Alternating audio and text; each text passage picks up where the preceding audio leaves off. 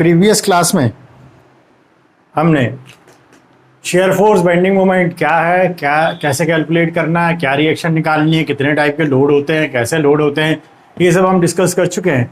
अब हमें बेसिकली जाना है न्यूमेरिकल पे कि किस तरीके के न्यूमेरिकल आते हैं, कैसे कैलकुलेशन करना है, कैसा हमारा शेयर फोर्स डायग्राम बनेगा, कैसा हमारा बेंडिंग मोमेंट डायग्राम बनेगा। तो पिछले जितने भी लेक्चर हमारे हुए हैं उसको आप देख कर एक बार वापस रिवाइज भी करिएगा, देन आप ये न्यूमेरिकल चालू करिएगा। तो आज से न्यूमेरिकल चालू करते हैं हम shear force bending moment diagram का। ठीक है, तो एक न्यूमेरिकल देखते हैं, न्यूमेरिकल में कैसे करना है, क्या अप्रोच रहेगी वो देखते हैं और फिर हो जाएगा। Shear force bending moment diagram का कंसेप्ट हर जगह आपको यूज होना है, इसलिए इसको अच्छे से देखना है। तो एक आध क्वेश्चन देखते हैं पहले कि कैसा क्या क्वेश्चन आता है और उसके बाद बात करते हैं। ठीक है,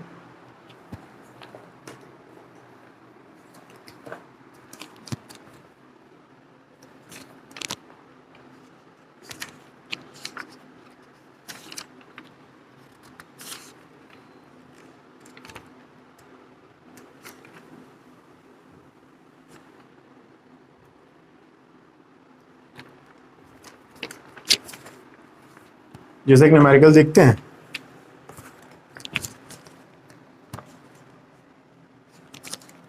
क्वेश्चन है for the beam shown in figure, for the beam shown in figure, for the beam shown in figure, draw the shear force, draw the shear force and bending moment, draw the shear force and bending moment diagram।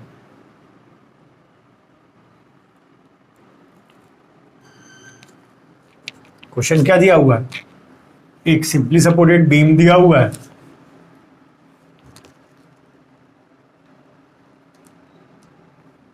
Simply supported beam है A B, 1 metre की distance पे एक point है सी जिसपे एक point load लग रहा है 8 किलो न्यूटन का। इस सी से 1 मीटर की डिस्टेंस पे एक यूडीएल है जिसकी लेंथ है 2 मीटर और लोड इंटेंसिटी है 4 किलो न्यूटन पर मीटर। उससे 1 मीटर डिस्टेंस पे अगेन आपका एक पॉइंट लोड लग रहा है जिसकी इंटेंसिटी है 2 किलो न्यूटन, जिसकी वैल्यू है 2 किलो न्यूटन और अगेन 1 मीटर पे आपका सपोर्ट्स हो जाएगा। ये हो गया नाम ए बी। उसके बाद ये आपका हो गया ए बी सी, इसका नाम दिया डी, इसका नाम दिया ई, ये हो गया आपका पॉइंट एफ। तो एक A B C D E F एक बीम है जिसका आपको शेयर फोर्स और बेंडिंग मोमेंट निकाल के देना है। तो अपन बात करते हैं, सीधे सीधे कैलकुलेट करते हैं। तो सबसे पहले सिंपली सपोर्टेड बीम है तो सबसे पहले फाइंड आउट करनी पड़ेगी मुझे रिएक्शन। यहाँ रिएक्शन आएगी आर ए और यहाँ रिएक्शन आएगी आर बी। इक्विलिब्रियम कंडीशन से, पहले इक्विलिब्रियम कंडीशन से सबसे पहला पॉइंट होगा मेरा calculation for reaction force, calculation for support reactions, calculation for support reaction. तो सपोर्ट रिएक्शन के कैलकुलेशन की अगर मैं बात करता हूं तो मैंने बोला क्या हो जाएगा, इक्विलिब्रियम कंडीशन से summation of all the vertical force is equal to 0। It means जितना फोर्स अपवर्ड जा रहा है उसको एक डायरेक्शन में जोड़ लूं, इक्वल टू जितना फोर्स डाउनवर्ड डायरेक्शन में जा रहा है उसको एक डायरेक्शन में जोड़ लूं। तो आर ए और आर बी अपवर्ड डायरेक्शन पे जा रहे हैं तो मैंने लिखा R A plus R B equal to downward में ये 8 किलो न्यूटन जा रहा है तो आपने लिखा 8 प्लस ये है यूडीएल। यूडीएल क्या होता है? Load intensity. तो ये 4 किलो न्यूटन पर मीटर है, 1 मीटर के लिए 4 किलो न्यूटन है, 2 मीटर के लिए कितना हो जाएगा 4 इंटू 2, क्योंकि यूडीएल की यूनिट है 4 किलो न्यूटन पर मीटर, मतलब ये 1 मीटर के लिए 4 है तो कितने मीटर पे यूडीएल लगा है? 2 मीटर पे। तो क्या हो जाएगा 4 इंटू 2 प्लस ये यूडीएल का काम खत्म, प्लस ये 2 किलो न्यूटन भी डाउनवर्ड है तो प्लस 2। तो आपका R A plus R B equal to 8 plus 8 plus 2, it means 18। Equation number first, R A plus R B equal to 18, ये आपकी इक्वेशन नंबर फर्स्ट आ गई।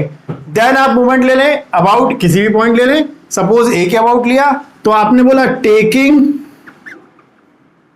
मूवमेंट अबाउट पॉइंट ए के about मुझे movement लेना है तो मैं क्या लिख सकता हूं सेकेंड इक्विलिब्रियम कंडीशन से, summation of anti clockwise movement equal to summation of clockwise movement.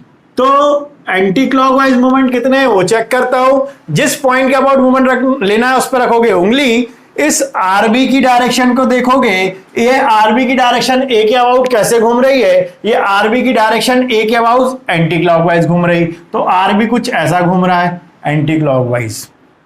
ठीक है, ये 2 किलो न्यूटन का लोड कैसे घूम रहा है, तो ये 2 किलो न्यूटन का लोड क्लॉकवाइज घूम रहा, तो ये आपने बोल दिया क्लॉकवाइज। ये यूडीएल कैसे घूमेगा, तो ये यूडीएल भी इस ए के अबाउट क्लॉकवाइज घूम रहा, तो ये आपने क्लॉकवाइज किया। ये 8 कैसे घूम रहा, ये 8 भी क्लॉकवाइज घूम रहा, तो ये आपने क्लॉकवाइज लिख दिया।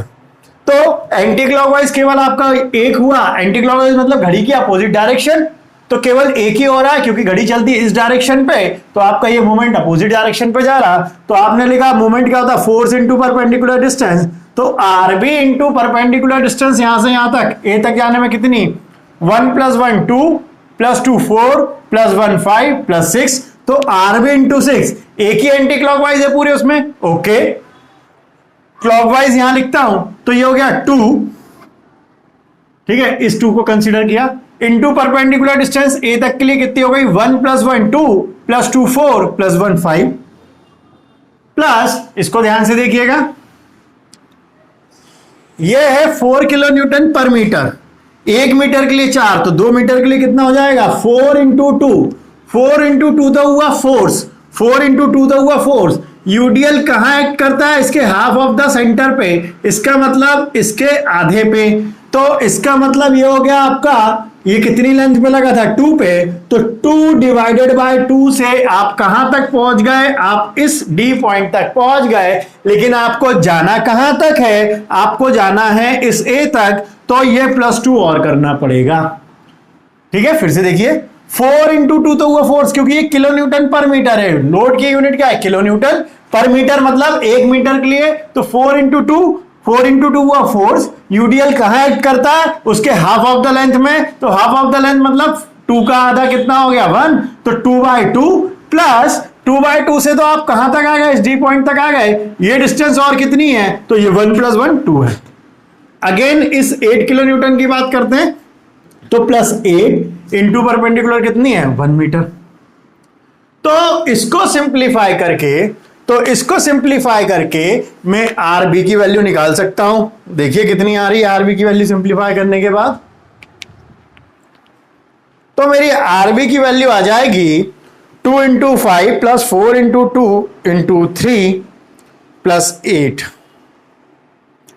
तो आपका आरबी इक्वल टू इस पूरे का कैलकुलेशन हो गया 42 / 6, तो 6 × 7 = 42, तो आरबी आ गया 7 किलो न्यूटन। ठीक है, आरबी आ गया कितना, 7 किलो न्यूटन। और पुट कर दें, पुट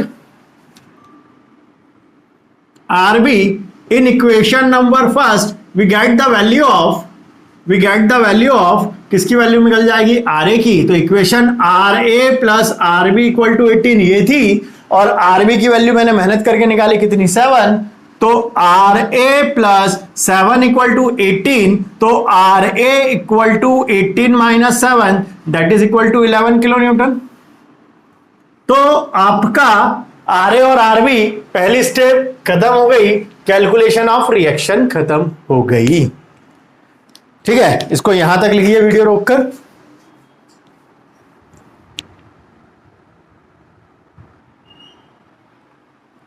अब जब आपके पास आर ए आ गया, आर बी आ गया, तो नेक्स्ट स्टेप आपकी रहेगी रिएक्शन। आर ए आपने निकाल लिया 11, आर बी आपने निकाल लिया 7।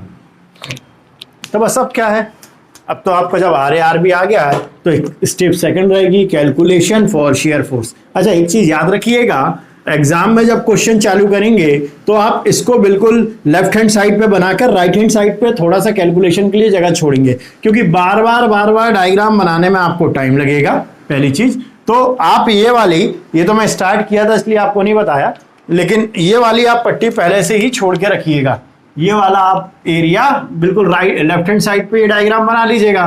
जब लेफ्ट हैंड साइड पे आप डायग्राम बनाएंगे, जब लेफ्ट हैंड साइड पे आप ये डायग्राम बनाएंगे तो यहां पे क्या होगा, कैलकुलेशन राइट हैंड साइड पे थोड़ा बहुत करते रहिएगा।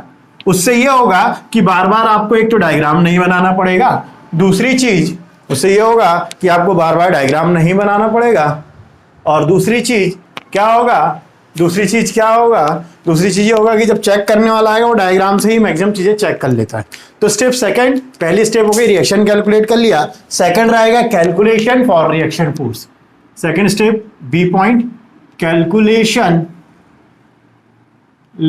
For shear force,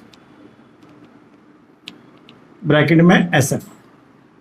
calculation for shear force में मेरे को मालूम है कि कुछ नहीं, क्रिकेट का RUN रन, R मतलब आपने पढ़ ही लिया है कि राइट हैंड साइड, U मतलब आपने पढ़ लिया है अपवर्ड, N मतलब आपको मालूम है नेगेटिव। तो क्रिकेट का RUN right hand side upward negative मान के चलना है और एक एक करके पॉइंट कंसीडर करते जाना है। तो सबसे पहले मैंने बोला कंसीडर, या मैं लिख सकता हूं shear force at B, shear force at B। तो B तक में मुझे क्या दिख रहा है, केवल इस B पॉइंट पे RB रिएक्शन दिख रही है और right hand side upward negative है, इसका मतलब shear force at B, FB equal to क्या हो गया, क्योंकि right hand side upward negative तो हो जाएगा -RB, और -RB मतलब -7 किलो न्यूटन, -7 किलो न्यूटन, ये मेरा FB हो गया। FB के बाद FF की बात करेंगे तो मैंने लिखा shear फोर्स एट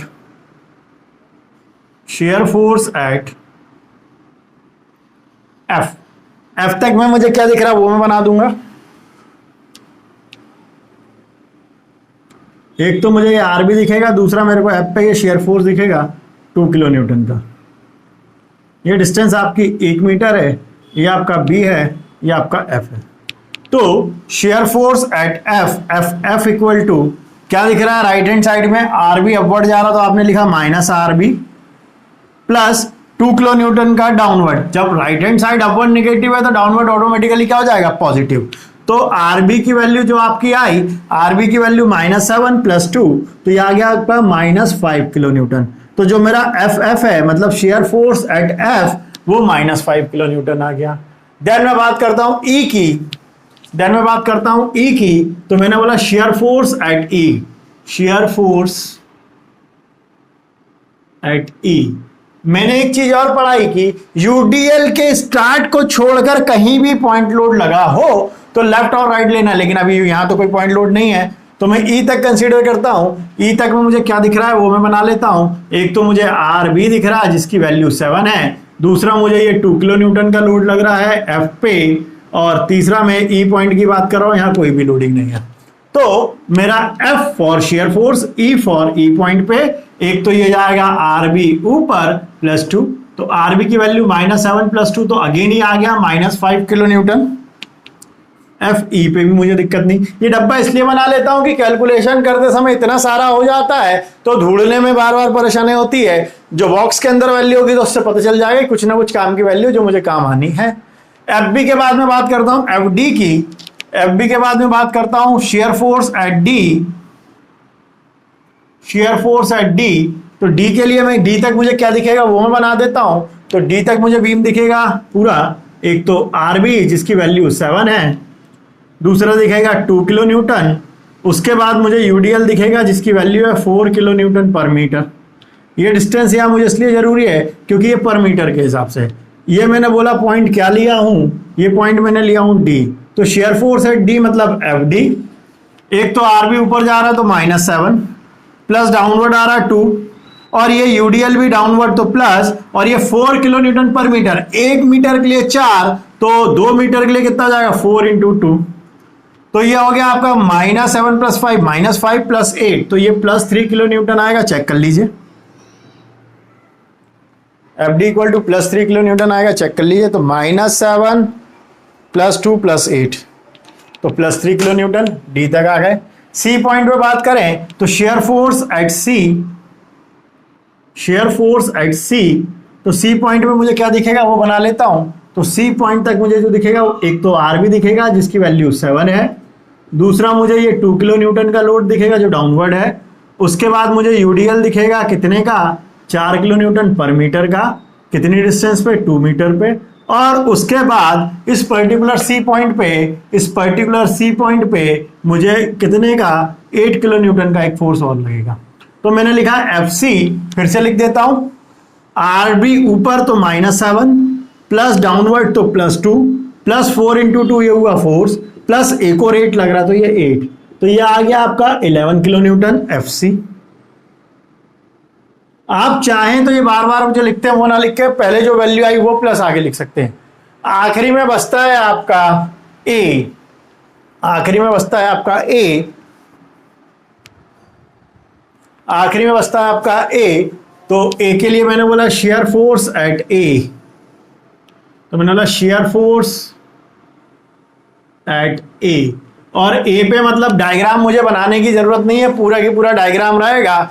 इसको मैं चेक कैसे करता हूं कि इस आर ए को कंसीडर अगर कर लूं तो 0 वैल्यू आनी चाहिए, और अगर आर ए को कंसीडर नहीं करूं तो आर ए बराबर एफ ए आना चाहिए, आर ए बराबर एफ ए आने चाहिए। तो मैं इस आर ए को अगर कंसीडर नहीं करता हूं तो एफ ए मेरा कितना आ जाएगा, चेक करो, एफ ए आना चाहिए आर ए के बराबर, एफ ए आना चाहिए आर ए के बराबर, मतलब इसकी कैलकुलेट करके न्यूमेरिकल वैल्यू कितनी आनी चाहिए 11। या तो ऐसे मान लो, या इस आर ए को अगर कंसीडर कर ले रहे हो तो उस एफ ए की वैल्यू 0 आनी चाहिए।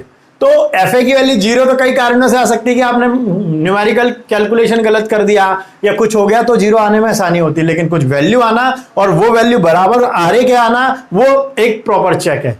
तो मैंने बोला इस पे सबसे पहले मैंने बोला आर भी जाएगा ऊपर तो -7 क्योंकि right hand side upward negative, +2 downward तो ये +2 मैंने लगा दिया। उसके बाद ये यूडीएल कितना 4 × 2, तो मैंने लिखा +4 × 2 प्लस उसके बाद अगेन यूडीएल कितने का 8 का, तो मैंने लिख दिया +8। और यहां पे मैं क्या बोल रहा हूं, अगर आर ए को कंसीडर करूंगा तो 0 वैल्यू आनी चाहिए, और आर ए को कंसीडर नहीं करूंगा तो आर ए के बराबर वैल्यू आनी चाहिए, तो मैं कंसीडर नहीं करता। अब कैलकुलेट करके देख लो, तो 8 और 8 16 और 2 18 में से 7 गया तो आ गया 11 किलो न्यूटन, और यही किसके बराबर हो गया, आर ए के। इसका मतलब ये ओके है, इसका मतलब ये ओके है। तो यहां तक लिखिए इसको, फिर डायग्राम बनाते हैं। तो अब मैं क्या बनाऊंगा, मैं बनाऊंगा शेयर फोर्स डायग्राम। मैंने शेयर फोर्स डायग्राम या बेंडिंग मोमेंट डायग्राम बनाने के लिए सबसे पहले लाइन लिखी थी। क्या लाइन लिखी थी, पहली लाइन थी मेरी कि एक मेरी बेस लाइन होती है, सेकंड नंबर का पॉइंट, एक मेरी बेस लाइन होती है जो 0 0 रेफरेंस होती है। बेस लाइन के ऊपर पॉजिटिव वैल्यू प्लॉट करता हूं, बेस लाइन के नीचे नेगेटिव वैल्यू प्लॉट करता हूं। तो बेस लाइन के ऊपर पॉजिटिव और बेस लाइन के नीचे नेगेटिव वैल्यू प्लॉट करनी है। बी पॉइंट पे जाऊंगा तो आरबी की वैल्यू -7, एक अंदाजे से मैंने ये 7 लगा लिया माइनस का। फिर एफ पॉइंट पे जाऊंगा वो भी माइनस, तो 7 ये है तो 5 ये हो जाएगा क्योंकि नेगेटिव वैल्यू की बात कर रहा हूं। उसके बाद मैं जाऊंगा ई पॉइंट पे, तो ई पॉइंट पे अगेन -5 है इसलिए बेस लाइन के नीचे। उसके बाद मैं डी पॉइंट पे जाऊंगा तो डी पॉइंट पे +3, तो बेस लाइन के नीचे नेगेटिव ऊपर पॉजिटिव, अगर ये 5 है तो ये 3 यहां कहीं होगा, ठीक है। उसके बाद मैं जाऊंगा सी पॉइंट पे, तो सी पॉइंट पे आ रही +11 पॉजिटिव, तो ये +11 क्योंकि 7 यहां तक है तो 11 थोड़ी बड़ी होगी, और ए पॉइंट पे भी 11, और जब मैं कंसीडर कर लूंगा तो इनिशियल पॉइंट 0। उसके बाद मैंने लिखा था, क्या लिखा था, point load having tendency to increase और डिक्रीज शेयर फोर्स डायग्राम। तो इस बी पॉइंट पे कौन सा पॉइंट लोड लगा है, ये पॉइंट लोड लगा है, तो स्टार्ट में सब वैल्यू 0, और इस पॉइंट लोड के कारण मेरी वैल्यू 0 से -7 हो गई, मतलब क्या हो गई, डिक्रीज हो गई। तो point load having tendency to increase और डिक्रीज शेयर फोर्स डायग्राम, तो पहली चीज हो गई। फिर मैंने बोला था if there is a no load, इन दोनों स्पान के बीच में कोई लोडिंग नहीं है ना, if there is a no load, bracket में लिखा था यूडीएल और यूवीएल, तो इस एफबी में ना यूडीएल है ना यूवीएल है, then shear force diagram will be horizontal straight line, will be horizontal straight line, तो 7 से लेके हॉरिजॉन्टल स्ट्रेट लाइन बना दी। उसके बाद again point load having tendency to decrease, point load having tendency to decrease, shear force diagram, decrease और increase कुछ भी हो सकता है। तो ये -7 से -5 हो गया, मतलब ये इंक्रीज हो गया। Point load having tendency to increase या डिक्रीज, इंक्रीज और डिक्रीज, शेयर फोर्स डायग्राम, तो ये -7 से -5 हो गया, मतलब इंक्रीज हो गया। फिर ई से एफ के बीच में देखें, if there is a no loading, no loading मतलब यूडीएल और UVL, then shear force diagram will be horizontal straight line, will be horizontal straight line. उसके बाद क्या हुआ, यूडीएल लगा, if there is a UDL और UVL then shear force diagram will be inclined straight line. तो इसको -5 को inclined straight line से मैंने जोड़ दिया, इस -5 को मैंने इंक्लाइंड स्ट्रेट लाइन से जोड़ दिया।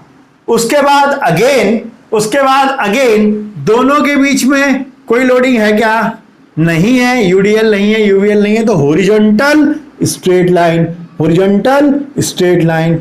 फिर पॉइंट लोड के कारण डायग्राम इंक्रीज या डिक्रीज होगा, तो point load having tendency to increase और डिक्रीज, तो 3 से ये 11 में पहुंच गया, तो ये इंक्रीज हो गया, to increase shear force diagram.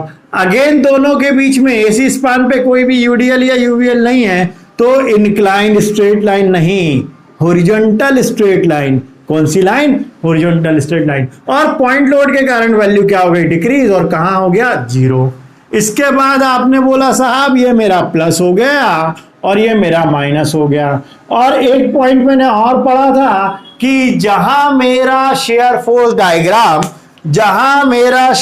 Diagram अपना साइन पॉजिटिव से निगेटिव या निगेटिव से पॉजिटिव करे, पॉजिटिव से निगेटिव या निगेटिव से पॉजिटिव करे, तो ऐसे पॉइंट का नाम कुछ भी नहीं होता। शेयर फोर्स जहां अपना वैल्यू पॉजिटिव से निगेटिव या निगेटिव से पॉजिटिव करे और बेस लाइन को कट करे, ऐसे पॉइंट का नाम शेयर फोर्स के रिस्पेक्ट में कुछ भी नहीं होता। लेकिन इस पॉइंट पे आपका share bending moment diagram maximum होता है। इस डायग्राम पे आपका बेंडिंग मोमेंट डायग्राम मैक्सिमम होता है। ठीक है, ये कितनी डिस्टेंस पे होगा वो कैलकुलेट कर लेंगे, कोई बड़ी बात नहीं है। आगे बात करें तो इसको आपने बोला शेयर फोर्स डायग्राम है, इसको मैंने क्या बोला, ये मेरा SFD है, शेयर फोर्स डायग्राम।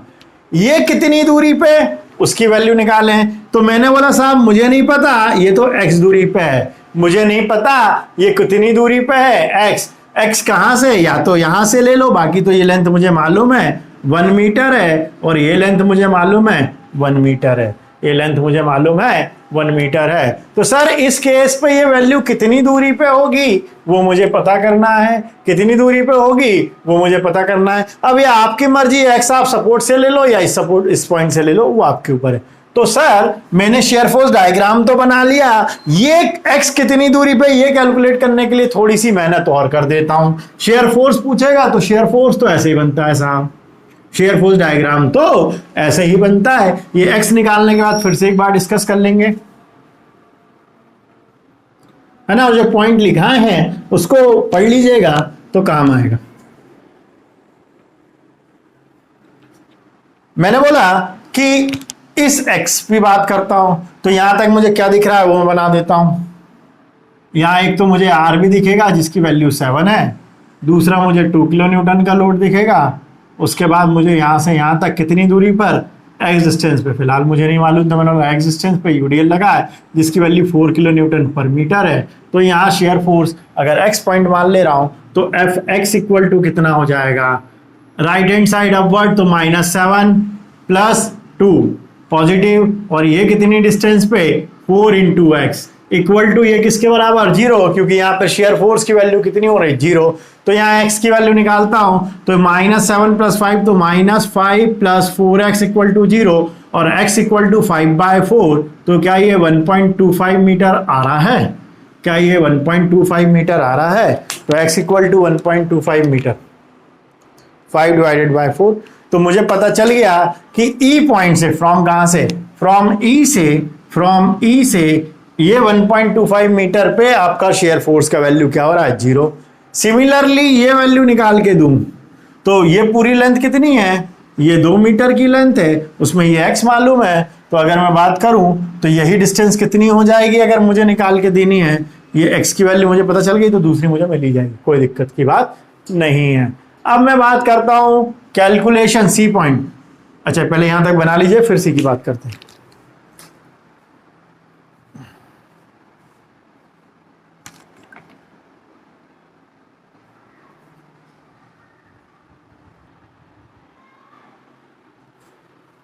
तो ये आपने निकाल लिया, शेयर फोर्स डायग्राम बना लिया। अब बेंडिंग मोमेंट के लिए कैलकुलेशन करना है तो वो कर देते हैं।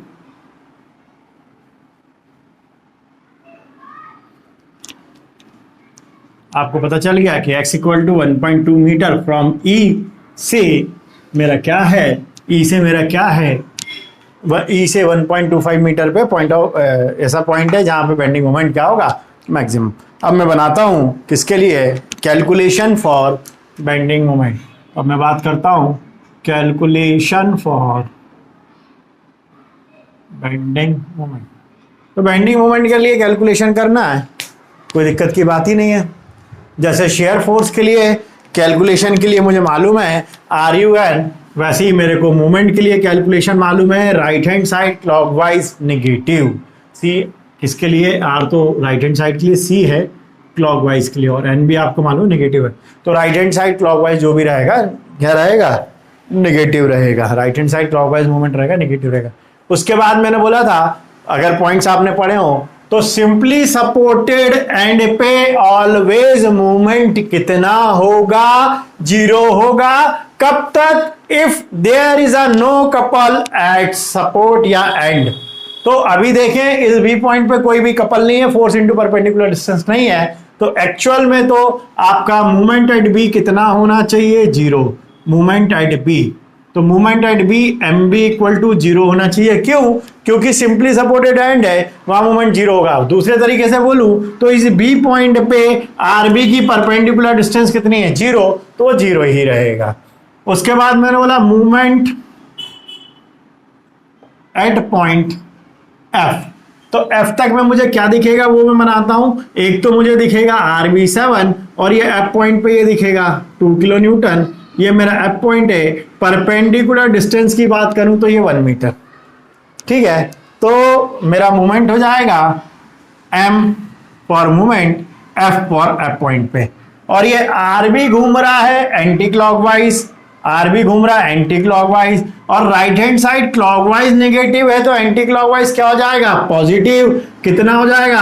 RB इंटू परपेंडिकुलर डिस्टेंस 1, और इस 2 की F के लिए परपेंडिकुलर डिस्टेंस कितनी है? 0 उसी पॉइंट पे है, तो 7 into 1 equal to 7 kilo newton metre. और ये वैल्यू को भी मैं काय पे लिखूंगा? ये वैल्यू को भी मैं डब्बे में लिखूंगा। उसके बाद taking moment about point E, तो मैंने बोला movement eight E, movement at point E, तो पॉइंट E तक में क्या दिख रहा है वो बना देता हूं। तो E तक में मुझे जो दिखेगा वो मैं बनाता हूं। एक तो मुझे RB दिखेगा जिसकी वैल्यू है 7, दूसरा मुझे 2 किलो न्यूटन का ये वैल्यू दिखेगा, यहां से ये वैल्यू 1 मीटर है, यहां से वैल्यू ये 1 मीटर है, और ये मेरा E पॉइंट है। और फिर मैंने बोला ME चाहिए है, तो RB कितना? Anti clockwise. RB कैसे घूम रहा है? Anti clockwise, right hand side clockwise negative तो एंटी क्लॉकवाइज पॉजिटिव। ये 2 कैसे घूम रहा? तो ये 2 घूमेगा क्लॉकवाइज तो नेगेटिव, ठीक है। तो मैंने लिखा ME इक्वल टू RB माने 7 इंटू परपेंडिकुलर डिस्टेंस कितनी हो गई? 2, 7 इंटू 2, और ये 2 कैसा है? ये 2 घूम रहा है clockwise, right hand side clockwise negative तो -2 इंटू परपेंडिकुलर डिस्टेंस कितनी हो गई? 1। तो ये सॉल्व करके 14 - 2 12 किलो न्यूटन मीटर आ जाएगा।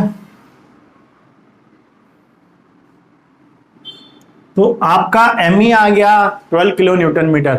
7 2 या 14 -2 तो 12 किलो न्यूटन। D पॉइंट की बात करूं तो मैंने बोला मूवमेंट एट पॉइंट D,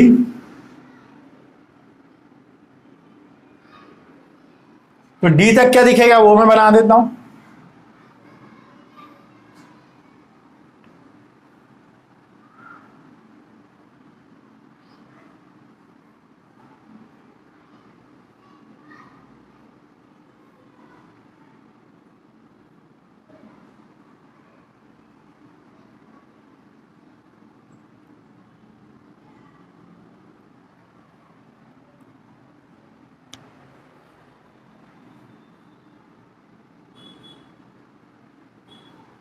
ठीक है, तो again right hand side clockwise negative, anti clockwise क्या हो जाएगा पॉजिटिव। तो फिर साइन देख लेता हूं मैं कि कौन सा क्लॉकवाइज कौन सा एंटी क्लॉकवाइज। जिस पॉइंट का वो मूवमेंट लेना उस पर रखी उंगली। ये 7 कैसे घूम रहा है एंटी क्लॉकवाइज, और right hand side clockwise negative तो एंटी क्लॉकवाइज पॉजिटिव। ये 2 घूमेगा क्लॉकवाइज तो नेगेटिव, ये 4 भी घूमेगा क्लॉकवाइज तो नेगेटिव। तो मूवमेंट लिखता हूं मैं यहां पे, मूवमेंट लिखता हूं एम डी पे। तो डी पे कितना हो जाएगा 7 प्लस क्यू, क्योंकि anti clockwise 7 into perpendicular distance 1 और 1 2 और 2 4। ये 2 कैसे घूम रहा है क्लॉकवाइज, तो माइनस 2 इंटू डी तक जाने के लिए डिस्टेंस 1 और 2 3। उसके बाद ये 4, तो 4 किलो न्यूटन पर मीटर है और वो भी घूम रहा है क्लॉकवाइज, तो -4 इंटू कितनी डिस्टेंस पे लगा बेटा ये 2, और यूडीएल कहां एक्ट होता है उसके हाफ ऑफ द लेंथ पे, मतलब 2/2। कैलकुलेट करके वैल्यू निकाल दो। तो 7 इंटू 4 -2 इंटू 3 -4 इंटू 2 इंटू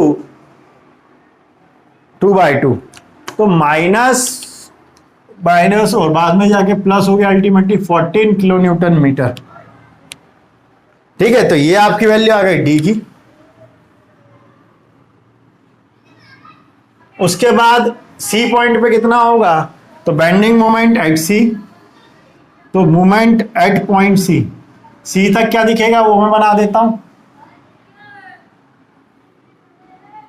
एक तो ये 7 दिखेगा, ये 2 किलो न्यूटन दिखेगा, फिर ये यूडीएल दिखेगा 4 किलो न्यूटन पर मीटर का, उसके बाद ये 8 किलो न्यूटन का पॉइंट, ये 1 मीटर, ये 2 मीटर, ये 1 मीटर, ये 1 मीटर, इसी पॉइंट। तो अब मैं बात करता हूं यहां पे फिर से एमसी पॉइंट पे 7 घूम रहा anti clockwise, right hand side clockwise negative तो एंटी क्लॉकवाइज पॉजिटिव, 2 घूमेगा आपका क्लॉकवाइज तो नेगेटिव, ये 4 घूमेगा क्लॉकवाइज तो नेगेटिव। एमसी मैंने लिखा सबसे पहले एंटी क्लॉकवाइज, तो +7 इंटू परपेंडिकुलर डिस्टेंस यहां से यहां तक बताइए, तो 1 और 1 2 +2 4 +5 1 5 हो गया। ये 2 घूम रहा है क्लॉकवाइज तो -2 इंटू परपेंडिकुलर डिस्टेंस 1 और 2 3 और 1 4।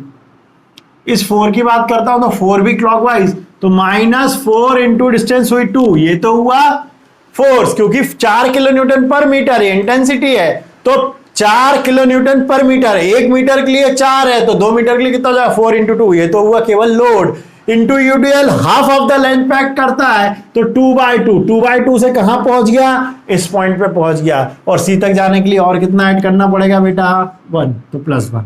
तो मूवमेंट एट सी निकाल लीजिए। तो 7 इंटू 5 -2 इंटू 4 -4 इंटू 2 इंटू 2, तो +11 किलो न्यूटन मीटर आ गया। ए पे मूवमेंट कितना आना चाहिए, तो ए पे 0 आना चाहिए, क्योंकि मैंने बोला सिंपली सपोर्टेड एंड पे बेंडिंग मूवमेंट की वैल्यू 0 होती, चेक कर लूंगा। तो मैंने बोला movement at A, movement at A पे देखें तो आर भी एंटी क्लॉकवाइज, तो मैंने बोला मूवमेंट एट ए, वैसे तो 0 लिखना चाहिए लेकिन मैं लिख के देखता हूं। 7 इंटू परपेंडिकुलर डिस्टेंस 2 और 1 1 और 1 2 2 और 2 4 4 और 1 5 5 और 1 6, तो 7 इंटू 6। ये 2 कैसे घूमेगा क्लॉकवाइज, तो माइनस, क्योंकि right hand side clockwise negative, 2 into perpendicular distance 1 और 1 2 2 और 2 4 और 1 5। ठीक है, इस 4 की बात करता हूं तो माइनस, क्योंकि क्लॉकवाइज 4 किलो न्यूटन पर मीटर, 1 मीटर के लिए 4, कितने मीटर पे लगा 2, तो 4 इंटू 2, ये तो हुआ लोड, कहां एक्ट करेगा, हाफ में, हाफ लेंथ में, मतलब 2/2, लेकिन 2/2 से क्या आप ए तक पहुंचे, नहीं पहुंचे, 2/2 से खाली आप डी तक पहुंचे, ए तक पहुंचने के लिए और 1 और 1 क्या जोड़ना पड़ेगा, 2 और जोड़ना पड़ेगा। उसके बाद ये 8 कैसे घूम रहा क्लॉकवाइज, तो -8 इंटू परपेंडिकुलर डिस्टेंस 1, तो अल्टीमेटली वैल्यू 0 आनी चाहिए, चेक कर लो। 7 इंटू 6 -2 इंटू 5 -4 इंटू 2 इंटू 3 -8, तो ये वैल्यू 0 नहीं आएगी तो आप गलत है, 0 आई तो आप सही हो। अब एक यहां अपन ने नई चीज निकाली थी कि इस पॉइंट पे मेरा मैक्सिमम बेंडिंग मोमेंट होगा, तो मोमेंट एट पॉइंट x, तो मोमेंट एट पॉइंट x, और x में कौन सा मोमेंट रहेगा, मैक्सिमम बेंडिंग मोमेंट। तो चेक भी हो जाएगा कि मैक्सिमम मोमेंट आ रहा है कि नहीं आ रहा। इसकी वैल्यू आपकी देखो, यहाँ 7, यहाँ 12, यहाँ 11 और यहाँ 0 और वहां 14 से ज्यादा आएगी तो मैक्सिमम है। कहां तक की बात कर रहा हूं, यहां तक की बना लिया डायग्राम मैंने, क्या दिख रहा है वहां तक, एक तो ये 7 दिख रहा, यहां तक की बात कर रहा हूं। फिर यहां से ये 2 किलो न्यूटन हो गया। उसके बाद ये आपका यूडीएल,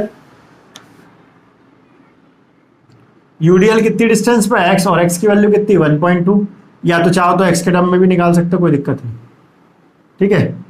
ये डिस्टेंस यहां से कितनी हो गई 1 मीटर, और ये डिस्टेंस कितनी हो गई 1 मीटर, तो यहां मूवमेंट निकालना, और ये वैल्यू कितनी 4 किलो न्यूटन पर मीटर में। तो movement eight x, maximum movement, 7 घूम रहा एंटी क्लॉकवाइज, तो 7 इंटू परपेंडिकुलर डिस्टेंस 1 + 1 2 + 1.2, तो 3.25, -2 into perpendicular distance 2.25, -4 into distance 1.25, और कहां एक्ट होगा हाफ पे, तो 1.25 डिवाइडेड बाय 2, तो यहां से मेरी मैक्सिमम बेंडिंग मोमेंट mx की वैल्यू आ जाएगी, कितनी आ रही चेक करिए, तो 7 into 3.25 -2 into 2.25 -4 into 1.25 into 1.25 divided by 2, तो ये आपका mx या मैक्सिमम बेंडिंग मोमेंट आ गया 15.125 किलो न्यूटन मीटर। तो ये चेक भी कर सकते हैं आप कि 14 किलो न्यूटन से वैल्यू वहां पे ज्यादा आ रही है। यहां तक बनाइए, फिर डायग्राम बना के क्वेश्चन खत्म करते हैं। तो अब हम इसका डायग्राम बनाते हैं। डायग्राम में बात करें तो पहले ही हमने बोला था कि एक बेसलाइन होती है और बेसलाइन पे सब पॉइंट्स की वैल्यू 0 हो जाएगी। बेसलाइन के ऊपर पॉजिटिव वैल्यू और बेसलाइन के नीचे नेगेटिव वैल्यू प्लॉट करना है, ये भी हमने बोला था। अब हम बात करें तो बी पॉइंट पे आपका मूवमेंट 0, ए पॉइंट पे आपका मूवमेंट 0, क्योंकि हमने ये भी पढ़ा था कि कोई भी सिंपली सपोर्टेड बीम के फ्री एंड्स पे सपोर्ट एंड्स पे मूवमेंट 0 होता है, तो वो हमने कैलकुलेट करके भी देख लिया। देन अगला था पॉजिटिव वैल्यू ऊपर प्लॉट करनी है, नेगेटिव वैल्यू नीचे प्लॉट करनी है। तो बी तो 0 था तो प्लॉट कर ली। एफ की बात करता हूं +7, तो ये यहां कहीं +7 हो गया, ठीक है। उसके बाद मैं बात करता हूं ई की, तो ई पे वैल्यू +12 हो गई, तो ई की वैल्यू +12। ई के बाद बात करता हूं मैं किसकी, ई के बाद मैं बात करता हूं नॉर्मली डी की, तो डी पे +14, तो ये मेरी +14 हो गई, डी पे वैल्यू मेरी +14 हो गई। उसके बाद मैं बात करता हूं सी पे, तो सी पे ये वैल्यू डिक्रीज हो गई 11 हो गई, तो ये 12 से थोड़ी सी नीचे 11 हो गई। और ए पे अल्टीमेटली 0। लेकिन साथ साथ में हमने एक और पढ़ा कि जहां पे मेरा शेयर फोर्स डायग्राम 0 होता है उस पॉइंट का नाम कुछ भी नहीं होता है, लेकिन उस पॉइंट पे बेंडिंग मोमेंट की वैल्यू मैक्सिमम होती है। तो ये एक्सिस मैंने यहां से ड्रॉ किया x, और mx की वैल्यू आई 15.525, तो ये मेरी 15.125 और ये मेरी मैक्सिमम वैल्यू है ना। अब मैंने उसके बाद क्या पढ़ा था, ध्यान से पढ़ते चलते हैं। पॉइंट पे मैंने लिखाया था if there is a no loading, if there is a no loading, bracket में लिखवा दिया था यूडीएल और UVL, then bending moment diagram will be inclined straight line, inclined straight line.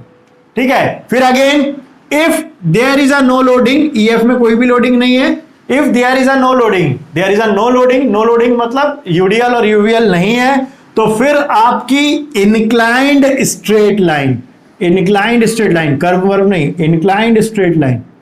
उसके बाद if there is a UDL और UVL, if there is a UDL और UVL, तो यहां देखें इस पॉइंट पे, एक्स पॉइंट पे यूडीएल लगा है, यूडीएल लगा, then shear force bending moment diagram will be parabolic, bending moment diagram will be parabolic curve if UDL is at, or it is 3 degree parabolic curve if UBL, तो अभी आपका 2 degree parabolic curve रहेगा।